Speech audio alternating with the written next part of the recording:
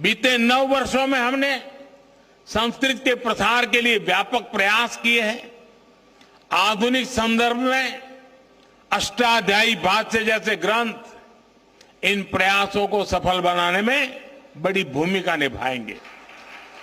मेरे परिवारजनों, रामभद्राचार्य जी हमारे देश के ऐसे संत हैं जिनके अकेले ज्ञान पर दुनिया की कई यूनिवर्सिटीज स्टडी कर सकती है।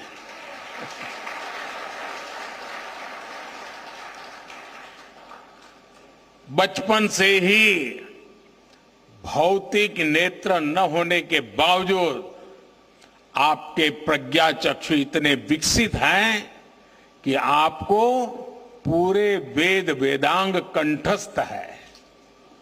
आप सैकड़ों ग्रंथों की रचना कर चुके हैं। भारतीय ज्ञान और दर्शन में प्रस्थानत्रयी को बड़े बड़े विद्वानों के लिए भी कठिन माना जाता है। जगत गुरु जी उनका भी भाष्य आधुनिक भाषा में लिख चुके हैं। इस तरह का ज्ञान, ऐसी मेधा व्यक्तिगत नहीं होती। ये मेधा पूरे राष्ट्र की धरोहर होती है।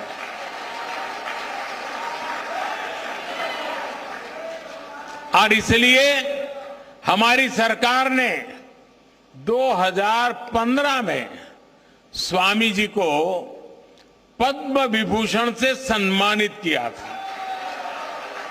साथियों, स्वामी जी जितना धर्म और अध्यात्म के क्षेत्र में सक्रिय रहते हैं, उतना ही समाज और राष्ट्र के लिए भी मुखर रहते हैं।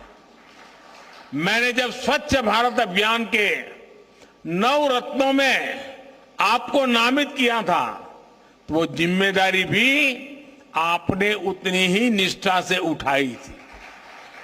मुझे खुशी है कि स्वामी जी ने देश के गौरव के लिए जो संकल्प किए थे वो अब पूरे हो रहे हैं। हमारा भारत अब स्वच्छ भी बन रहा है और स्वस्थ भी बन रहा है।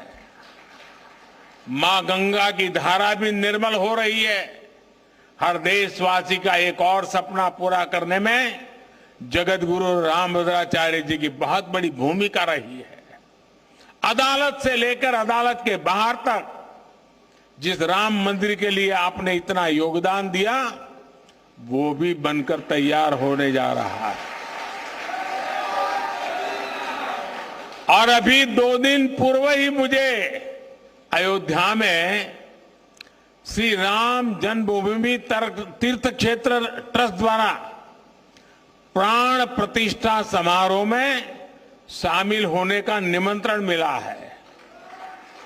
इसे भी मैं अपना बहुत बड़ा सौभाग्य मानता हूं।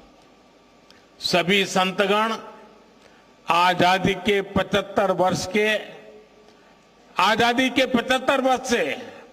के 100 वर्ष के सबसे अहम कालखंड को, यानी 25 साल, देश जो अब उसे अमृतकाल के रूप में देख रहा है।